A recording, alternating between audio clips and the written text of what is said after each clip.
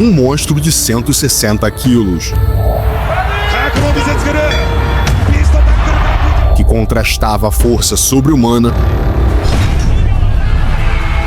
com um carisma digno de estrela. Bob Sapp aterrissou nos ringues do Japão no início dos anos 2000, se tornando um fenômeno televisivo. Praticamente sem experiência, ele destruiu lendas de calibre mundial. Apesar da ascensão meteórica, o norte-americano hoje é visto como uma grande piada dos esportes de combate, entregando lutas de propósito e chegando a acumular 17 derrotas consecutivas. Várias teorias surgiram e essa história tem mais camadas do que aparenta. Hoje, vamos mergulhar em uma das trajetórias mais controversas do MMA e entender de fato o que aconteceu com Bob Sapp.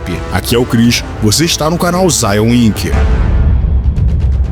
Nascido em 22 de setembro de 1993, Robert Malcolm Sapp cresceu na região de Colorado Springs, nos Estados Unidos. Por incrível que pareça, em sua infância ele era alvo constante de bullying. Obviamente, não demorou muito para o moleque crescer e virar um armário de 2 metros de altura, o que inclusive o ajudou a se destacar no futebol americano, modalidade que marcou seu início nos esportes de alto rendimento. Em 1998, aos 24 anos, Sapp era um dos destaques na liga universitária, mas uma lesão grave no tendão de Aquiles acabou jogando sua carreira por água abaixo. Para piorar, ele descobriu que seu contador havia lhe aplicado um golpe, levando toda a sua reserva financeira. Lesionado, sem time e falido, Bob precisou se virar para sobreviver. Em 1999, se dividia entre 2 empregos, um como carregador de caixões em funerárias e outro como lavador de pratos. 2 anos se passaram e ele acabou fazendo amizade com o kickboxer australiano Sam Greco, que já brilhava nos rings e estava de férias nos Estados Unidos.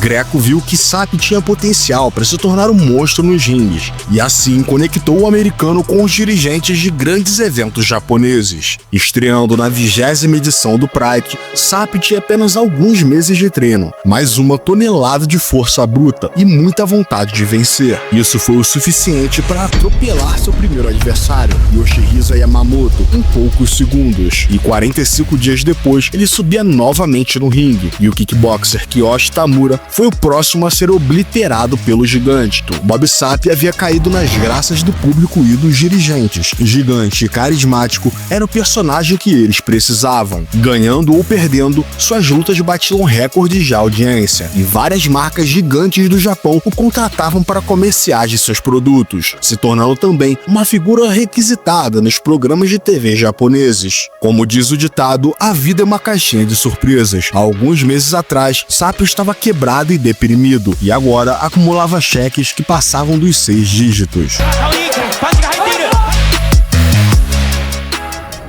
Em setembro de 2002, ele partia para um novo desafio, o Coliseu do Kickboxing Mundial. Os dirigentes do K1 lhe prometeram bolsas ainda maiores que as do Pride, e após atropelar o francês Cyril Abid em sua estreia, ele recebeu um passe direto para uma disputa de título. E essa aqui, meus amigos, com certeza foi a maior façanha de sua carreira. Seu oponente era ninguém menos que o maior campeão da história do K1, o gênio holandês Ernesto Russe. Le Banner, Crocop, Andy Hug, todos esses sucumbiram diante de Ernesto, e não seria um novato com apenas uma luta no cartel que queria roubar sua coroa. Certo? Errado. Contra tudo e todos, Bob Sapp comete o crime, e em apenas 3 minutos de luta surpreende Ernesto em uma sequência avassaladora. O público foi à loucura, e a expressão do holandês incrédulo foi algo marcante na história do evento.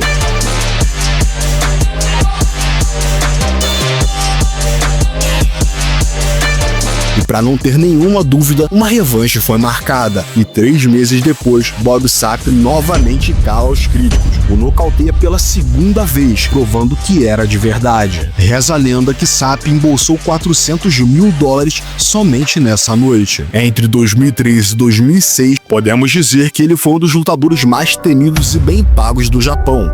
O cara venceu 12 das 14 lutas que fez, alternando entre MMA e kickboxing. Bom, acho que até aqui deu pra entender que Bob Sapp foi de fato um lutador temido e respeitado. Então, o que de fato aconteceu para que ele se tornasse uma grande piada? Essa história começa lá em 2007, após o fim do Pride, o que gerou também uma retração em todo o mercado de lutas no Japão. Era como se Sapp tivesse morrido junto. Foram 15 derrotas em 17 lutas no kickboxing e 18 derrotas em 20 lutas no MMA, acumulando um cartão negativo bizarro em ambas as modalidades. Ninguém fica tão ruim em tão pouco tempo. Ele nunca falou abertamente sobre os motivos, mas em entrevistas recentes deu algumas pistas. Após essa crise no mercado japonês, as bolsas pagas passaram a ser cada vez menores. Os eventos de segunda linha não pagavam nem perto do que ele recebia no início, e Sapp chegou à conclusão que simplesmente não valia a pena dar o sangue por um pagamento que ele considerava baixo. Assim, ele realizava o mínimo de esforço possível para não se lesionar e sair com seu cheque no bolso. E querendo ou não, quando ele passou a adotar essa postura, seu nome ainda era muito forte na indústria, e o que não faltavam eram eventos menores querendo seu rosto no pôster. Sempre chamava muita atenção, mesmo que ele fosse lá e entregasse a luta da forma mais ridícula possível. Muitos também associam essa mudança brusca ao trauma da luta contra Mirko Cro Cop, onde ele acabou tendo seu osso orbital quebrado em um soco potente do croata. A dor e o medo de ficar cego ou ter uma lesão facial permanente poderiam ter roubado sua autoconfiança, mas ele nunca admitiu isso. Outro detalhe é que eventos menores não custeavam totalmente o tratamento médico dos lutadores, como o Pride fazia, por exemplo, e isso era o caminho mais rápido para a falência, o que infelizmente foi o destino de muitos lutadores famosos. Em suas próprias palavras, ele decidiu que se era para se machucar, que fosse pelo preço certo. Para os fãs, aquilo foi uma vergonha. Para o seu bolso, uma estratégia genial, já que ele acumulou alguns milhões nessa brincadeira. O gigante deixou de ser um artista marcial para se tornar um conteúdo de entretenimento, sem nenhum apego a derrotas ou vitórias. Ele achou uma brecha no sistema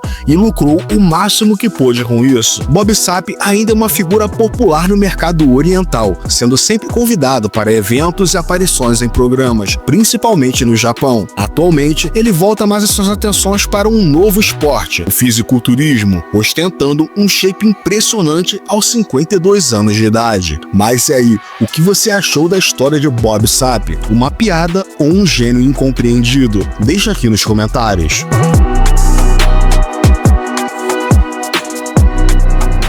Imagina nunca mais ficar na mão com a bateria do carro arriada, pneu murcho ou celular descarregado. Esse super dispositivo é seu verdadeiro aliado. Funciona como auxiliar de partida, power bank de 8.000 mAh e ainda é um calibrador de pneus portátil. Com ele, você pode dar partida no carro em segundos, manter todos os seus gadgets carregados e encher pneus de carros, motos, bicicletas e até boias.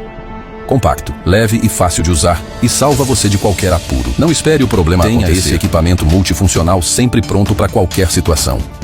Clique no link indicado na tela e garanta o seu.